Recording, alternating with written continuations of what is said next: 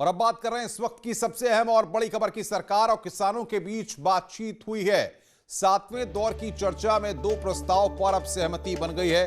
कल जो बातचीत हुई इसमें दो प्रस्ताव पर सहमति हो गई है। एमएसपी और कानून वापसी अगले दौर में अब चर्चा में होंगे। 4 जनवरी को दो महत्वपूर्ण प्रस्तावों पर बात होगी। किसान अपना आंदोलन जारी रखे हुए हैं। फिलहाल किसान नेता राकेश टिकैत का बयान सामने आया, शांतिपूर्ण तरीके से हमारा आंदोलन जारी रहेगा। तो सातवें दौर की जो चर्चा कल हुई थी उसमें दो प्रस्ताव पर सहमति बन गई है और अब अगली तारीख सामने आई है 4 जनवरी की। वाला इशू था जो ये एनजीटी वाले उसमें आता है, ट्रैक्टर वाले इशू थे, ये सारे इशू हैं। और जो 3 कानून हैं उनको वापसी लेने की बात थी। एमएसपी का बड़ा सवाल था, तो 2 इशू पे बात हुई है और 2 अभी इशू रह रहे हैं हमारे। जो एमएसपी है और जो कानून है इनको वापसी लेने की बात है, तो ये हो जाएंगे तो 4 तारीख को मीटिंग होगी। बैठक के बाद कृषि मंत्री नरेंद्र सिंह तोमर ने कहा है कि किसानों ने 4 प्रस्ताव रखे थे जिसमें 2 पर सहमति बन गई है। पर्यावरण संबंधी अध्यादेश पर रजामंदी हो गई है। एमएसपी पर कानून को लेकर हम चर्चा जारी है।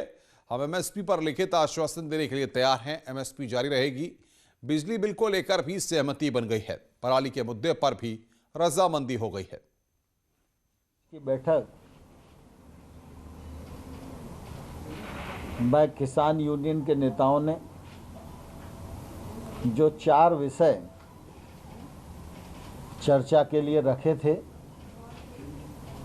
उनमें 2 विषयों पर आपसी रजामंदी सरकार और यूनियन के बीच में हो गई है। पहला जो एनवायरनमेंट से संबंधित ऑर्डिनेंस है उसमें फराली और किसान सम्मिलित हैं। उनकी शंका थी कि किसान को इसमें नहीं होना चाहिए। सरकार ने कहा है कि हम आपकी चिंता से वाकिफ़ हैं और इस मामले में दोनों पक्षों में रजामंदी हो गई है। दूसरा, इलेक्ट्रिसिटी एक्ट जो अभी आया नहीं है, लेकिन उन सबको लगता है कि अगर इलेक्ट्रिसिटी में ये रिफॉर्म आएगा तो इससे किसानों को नुकसान होगा। किसानों की सिंचाई के लिए जो विद्युत की सब्सिडी दी जाती है वो राज्य जिस प्रकार से पहले से देते रहे हैं वैसी ही चलनी चाहिए, ऐसी यूनियंस की मांग थी। उस मांग पर भी यूनियन और सरकार के बीच में रजामंदी हो गई है। कृषि सुधार कानूनों पर किसान संगठनों और सरकार के बीच 4 जनवरी को एक बार फिर से बैठक होगी। इससे पहले 7वें दौर की बातचीत में दोनों पक्षों के बीच बिजली और पराली के मुद्दे पर ही सहमति बन पाई है। यह बैठक करीब 5 घंटे तक चली है। करीब 40 किसान संगठनों के नेताओं ने हिस्सा लिया और कृषि मंत्री के सामने अपनी मांगें रखी। हर बार की तरह इस बार भी बैठक में केंद्रीय मंत्री पीयूष गोयल मौजूद रहे और सरकार के दोनों मंत्रियों ने किसानों के साथ कृषि सुधार कानूनों पर चर्चा की, जिसके बाद कृषि मंत्री ने भरोसा दिया कि बैठक सही माहौल में हुई। यही नहीं, उन्होंने जानकारी भी दी कि किसान नेताओं और सरकार के बीच 2 मुद्दों पर बात बन गई है। एजेंडे में 4 पॉइंट थे। 4 में से 2 यानी 50% रजामंदी आज की बैठक में हो गई है। सरकार ही नहीं, बैठक से बाहर आए किसान नेता भी बातचीत से संतुष्ट लगे। ओ परमात्मा कृपा करूंगा, सच्चे पातशाह 4 तारीख को हो सकता मसला कौन सी। हालांकि किसान संगठनों ने अभी आंदोलन जारी रखने का फैसला किया है। जहां ये लोग आंदोलन कर वहां जाने को तैयार हैं और आज कहीं न कहीं बर्फ पिघली है सरकार और किसानों के बीच में। लेकिन दोनों पक्षों के रवैये से इस बात के संकेत मिले कि मुलाकात अच्छी रही। और बातचीत करने के लिए गाजियाबाद से हमारे संवाददाता अमित राणा हमारे साथ जुड़ रहे हैं। अमित, कल 7वें दौर की बातचीत थी, 2 मुद्दों पर सहमति बन गई है, 2 मुद्दे अभी भी बचे हुए हैं। क्या कह रहे हैं किसान फिलहाल? अब क्या 4 तारीख का इंतजार है? जी बिल्कुल अनुपम, आपको बताना चाहूंगा जिस तरीके से लगभग 1 महीने से भी ज्यादा किसान आंदोलन कर रहे हैं, इस दौरान 6 दौर की वार्ताएं भी हुई। कल एक अहम बैठक रही जो कि 7वें दौर की थी। उसमें जो निष्कर्ष निकल कर आया, जिनमें 2 बिंदुओं पर सहमति भी जताई गई, जिसको लेकर किसान बेहद खुश भी नजर आए। लेकिन हालांकि उनका कहना यह है कि उनका जो अहम बिंदु है, जो कि MSP है और जो कृषि कानून वापस लेने को है, उस पर भी बात होनी चाहिए, जो कि आगामी 4 तारीख को होनी है। कुछ किसानों से अमित से लगता है हमारा संपर्क यहां पर टूट गया है तकनीकी दिक्कत की वजह से। अमित से हम फिर संपर्क करने की कोशिश करेंगे। बहरहाल अमित राणा हमारे संवाददाता वहां पर मौजूद हैं, वो किसानों से बातचीत करने की कोशिश कर रहे थे। अमित जी, आप किसानों से बातचीत कर रहे थे, किसान क्या कह रहे हैं फिलहाल? सही निकल गया तो ये मान लीजिए ठीक है, अगर जिसका नहीं आर पार की लड़ाई तो सरकार और किसानों के बीच कल 7वें दौर की बातचीत हुई है। इस बातचीत में 2 मुद्दों पर सहमति बनी है। अब 2 प्रस्तावों पर 4 तारीख को बात होगी। किसान अपने आंदोलन को जारी रखे हुए हैं। उनका साफ तौर पर कहना है कि शांतिपूर्ण तरीके से वो अपने आंदोलन को आगे ले जा रहे हैं। अमित राणा बातचीत करने के लिए हमारे संवाददाता हमारे साथ बने हुए हैं। अमित, आप बातचीत कर रहे थे किसानों के साथ, अभी क्या किसान अब कह रहे हैं? इनका साफ तौर पर कहना यही है कि जो 7वें दौर की बात हुई है उसमें 2 अहम बिंदु थे, चाहे वो पराली की बात हो चाहे बिजली बिल की लेकर बात हो, उस पर सहमति जता दी गई है। किसान इस बात को लेकर बेहद खुश है, लेकिन उनका साथ ये भी कहना है कि जो मेन इनके बिंदु थे वो MSP है और उसके बाद जो कृषि कानून को वापस लेने की बात है। ऐसे में आगामी 4 तारीख को जो अगली बैठक होनी है उसका बेसब्री से किसानों द्वारा इंतजार किया जा रहा है। उनका साफ तौर पर यही कहना है कि MSP जो मुख्य बिंदु है उस पर बात की, साथ ही जो कानून वापस को लेकर बात की है। हालांकि सरकार ने ये चीज बिल्कुल क्लियर कर दी है कि कृषि कानून को वापस नहीं लेंगे। ऐसे में बीच का रास्ता क्या निकल कर आता है, ये आगामी 4 तारीख को होने वाली बैठक में इस बात को लेकर अहम फैसला लिया जाएगा कि इस दौरान किसान और सरकार के बीच जो बात होती है उस बात में क्या ऐसा रास्ता निकल कर आता है कि किसान भी खुश हो जाए, सरकार की नीति है उस नीति को भी लगातार मजबूत जारी रखे।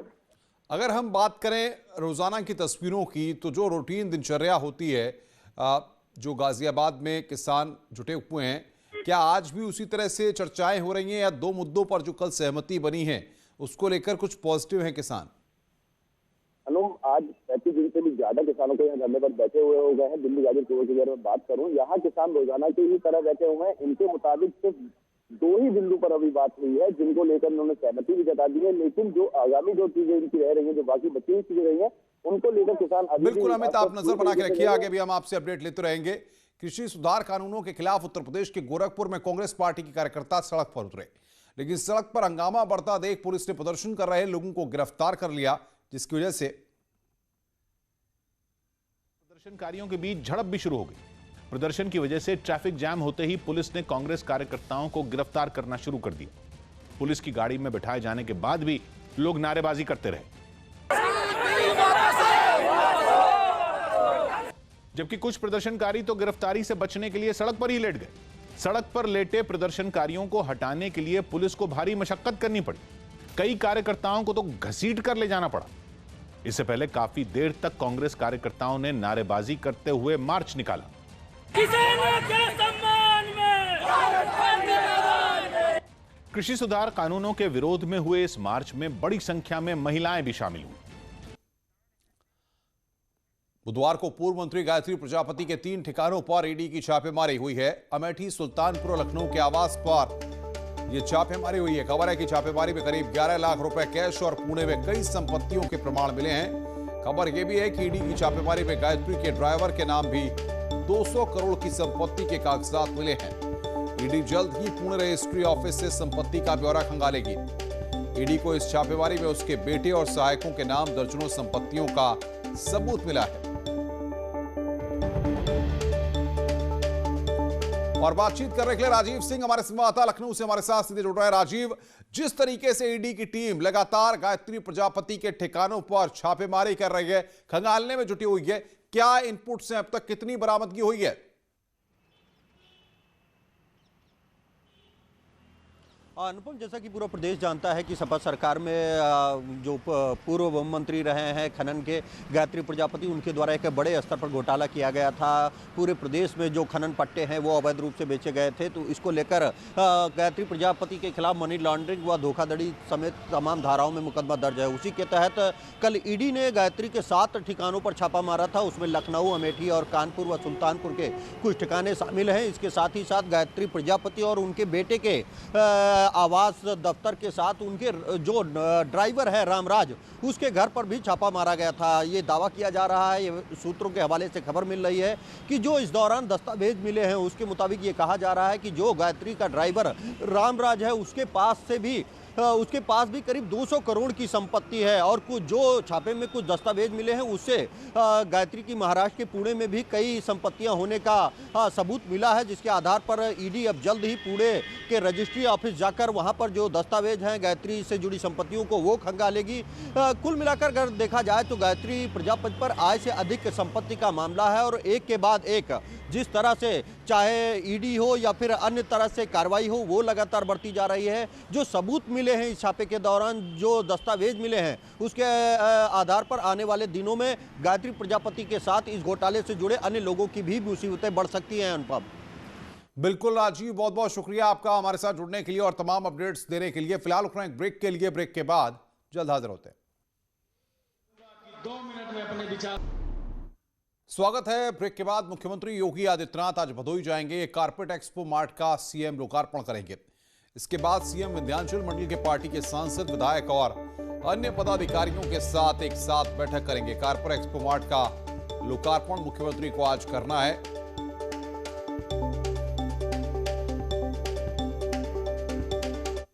मुख्यमंत्री योगी आदित्यनाथ का सपना हर गरीब का घर हो अपना। इसी सपने को साकार करने के लिए योगी सरकार एक नई योजना लागू करने जा रही है, जिसके तहत जिस जमीन पर गरीब की झोपड़ी होगी वो जमीन अब गरीब के नाम पर होगी। यूपी सरकार प्रदेश के झुग्गी झोपड़ी वालों के लिए बड़ी योजना लागू करने जा रही है। इस योजना के तहत जिस जमीन पर गरीब की झोपड़ी है वो जमीन उसके नाम होगी। अगर झोपड़ी की जमीन रिजर्व श्रेणी और विवादित नहीं है तो उसे संबंधित गरीब व्यक्ति के नाम कर दी जाएगी। मुख्यमंत्री योगी आदित्यनाथ ने गरीबों को झोपड़ी का पट्टा देने के लिए स्वामित्व योजना के तहत अभियान चलाने के अधिकारियों को निर्देश दिए हैं कि जिस गरीब का जहां पर झोपड़ी है, जहां पे उसका पक्का वहां पे मकान है, स्वामित्व योजना के अंतर्गत अगर वह रिजर्व कैटेगरी की लैंड नहीं है और विवादित लैंड नहीं है तो उसका मालिकाना हक उसे उपलब्ध करवाने की कार्रवाई सुनिश्चित की जाए। सीएम योगी ने यह भी कहा है कि अगर जरूरत पड़ी तो गरीबों के घर क्लस्टर में भी बनाए जा सकते हैं। जिस तरीके से प्रदेश के अलग अलग हिस्सों में एक ही जगह पे बहुत सारी झोपड़ियां होती हैं, ठीक उसी तरीके से क्लस्टर बना करके बहुत सारे आवास उपलब्ध करवाए जाने का निर्देश भी मुख्यमंत्री योगी आदित्यनाथ ने इस योजना के तहत दिया है।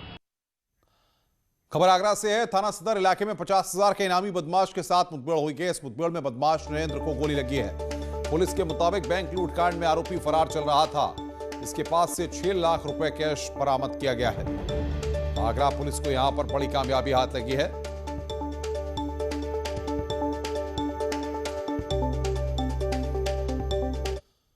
इधर गौतम बुद्ध नगर में सुंदर भाटी गैंग के 2 सदस्यों के खिलाफ बड़ी कार्रवाई की गई है। गैंग के सक्रिय सदस्य निजाम और सत्यवीर की संपत्ति कुर्क की गई है। निजाम और उसके बेटे के सेक्टर 39 में 3 मकान, एक वेयर हाउस और 4 गाड़ियों को जब्त किया गया है। वहीं सत्यवीर बंसल की 8 बीघा जमीन कुर्क की गई है, जो उसकी पत्नी के नाम पर है। इस जमीन की कीमत 25 करोड़ बताई जा रही है। बता दें कि गौतम बुद्ध नगर में गैंगस्टर्स की अब तक 100 करोड़ से ज्यादा की संपत्ति को कुर्क किया जा चुका है।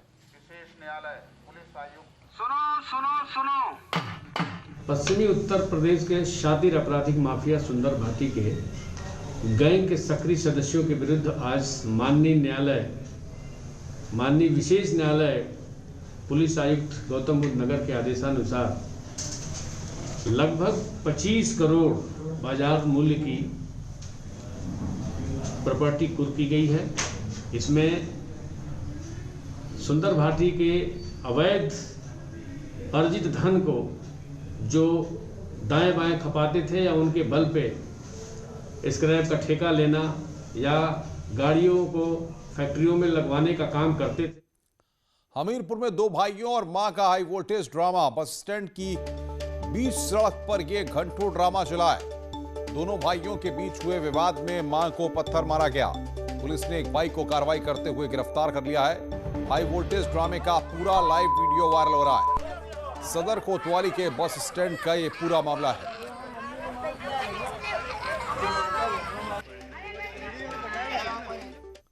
अमरोहा में दो पक्षों में मारपीट का वीडियो सामने आया। मारपीट में दोनों ओर से 6 लोग घायल हो गए हैं। इस मामले में पुलिस ने मुकदमा दर्ज कर कार्रवाई का भरोसा दिया है। अमरोहा में दो पक्षों में मारपीट का वीडियो सामने आया है। बताया जा रहा है कि आदमपुर इलाके के करणपुर खादर गांव में साप्ताहिक बाजार में दुकान लगाने को लेकर ये लोग भिड़ गए थे। पहले दो लोगों में मारपीट शुरू हुई, फिर दोनों पक्ष से लोग आते गए और झगड़ा बढ़ता गया। इस लड़ाई में महिलाएं भी पीछे नहीं रही। दोनों पक्षों की ओर से महिलाओं ने भी मोर्चा संभाले रखा। हाथ पैर के साथ जूते चप्पल भी चले। काफी देर तक हाई वोल्टेज ड्रामा बीच बाजार चलता रहा और लोग तमाशबीन बने रहे। इनमें से कुछ लोगों ने मारपीट की घटना अपने मोबाइल में कैद कर ली। अब ये वीडियो सोशल मीडिया पर वायरल हो रहा है। वीडियो में महिलाएं घूंघट तो किए हुए हैं, लेकिन वो लोग आपस में लड़ने से बाज नहीं आ रही हैं। हैरानी की बात यह है कि लड़ाई के दौरान उनका घूंघट नहीं उतरा। इस मारपीट में दोनों ओर से 6 लोग घायल हो गए। इस मामले में पुलिस ने मुकदमा दर्ज कर कार्रवाई का भरोसा दिया है। ये आदमपुर थाना अंतर्गत करणपुर खादर एक गांव है। वहां पर साप्ताहिक पैंट लगती है। वहां दो पक्षों में आपसी विवाद हो गया था। इसमें एक पक्ष द्वारा मारपीट का आरोप लगाया गया है। अभियोग पंजीकृत कर लिया गया है। पुलिस कह रही है कि अब बाजार में इनकी दुकानों की जगह निश्चित कर दी जाएगी ताकि आगे विवाद की नौबत न आए। जयपुर से चौंका देने वाली कुछ तस्वीरें सामने आई हैं, जिनमें एक रिहायशी इलाके में तेंदुए के घुसने से वहां रहने वाले लोग घबरा गए। वन विभाग के कर्मचारियों ने आशंका जताई है कि वो घूमते घूमते जंगल से इस रिहायशी इलाके में पहुंच गया होगा। देखकर उस इलाके के लोगों में अफरा तफरी मच गई और वो घबराकर अपने अपने घरों की छत पर चढ़ गए। वन विभाग के कुछ कर्मचारी इस तेंदुए को पकड़ने के लिए वहां पहुंचे, लेकिन वो झाड़ियों में जाकर छिप गया। ऐसे में उसे पकड़ने में काफी दिक्कतें उठानी पड़ी। अलग तरह का रेस्क्यू ऑपरेशन था जिसमें लेपर्ड की आपको बिल्कुल भी विजिबल नहीं हो रहा है। फिर भी वन विभाग के कर्मचारियों ने हिम्मत नहीं हारी। उन्होंने वहां से उसे बाहर निकालने के लिए कई हथकंडे अपनाए। एक मकान की छत पर कुछ कर्मचारी चढ़े दिखे, जो वहीं से एक डंडे की मदद से झाड़ियों को हिलाते नजर आए। जब सारी कोशिश नाकाम होती दिखी, तब उस तेंदुए को बेहोश कर जाल में लपेटा गया और वहां से वन विभाग की गाड़ी तक पहुंचाया गया, जिसके बाद उस इलाके के लोगों ने राहत की सांस ली। लखीमपुर खीरी में कोरोना नियमों की जमकर धज्जियां उड़ाई गई। रात भर डीजे की धुन पर हुआ बारबालाओं का डांस और हजारों की संख्या में उमड़ी भीड़ ने जमकर नोट उड़ाए। निगासन के सिमरा गांव में लोगों ने रात भर बारबालाओं के ऊपर नोटों की बारिश की। लोग भूल गए कोरोना का काल चल रहा है, सोशल डिस्टेंसिंग भी रखनी है।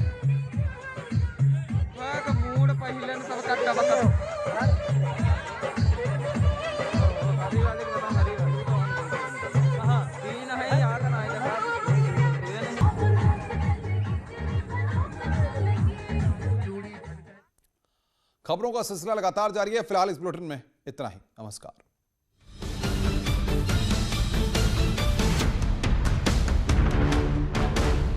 News 18 India